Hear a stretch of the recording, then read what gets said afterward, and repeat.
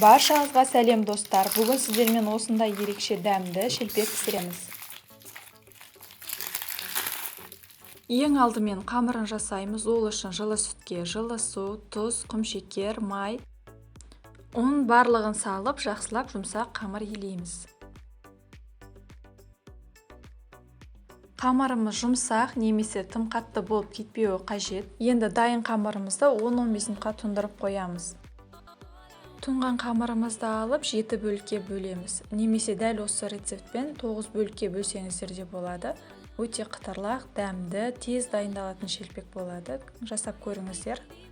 Қыздар, осы жерде айта кетейін, егер ұныңыз суды көп қажет етсе немесе көп қажет етпесе, ұныңыздың тығыздығына қарай қамырды жұмсақ етіп илеңіз. Қамырыңызды илеп болғаннан кейін бірден осылай жайып істей берсеңіздер болады. Өйткені болған сода, дрож ештеңе қосқан жоқпын.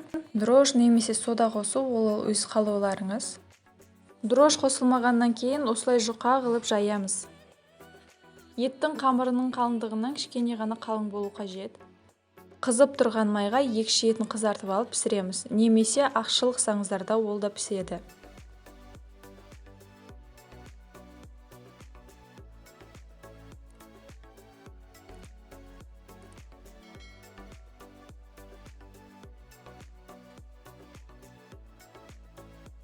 Қараңыздаршы достар, өте үлпілдек, ісіп, әдемі болып пісіп жатыр.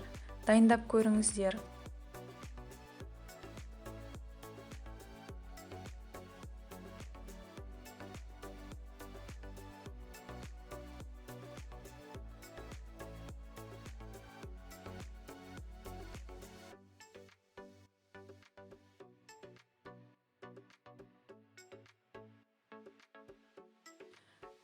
Міне достар, біздің өте дәмді, оңай жасалынатын шелпегіміз дайын. Жасап көріңіздер.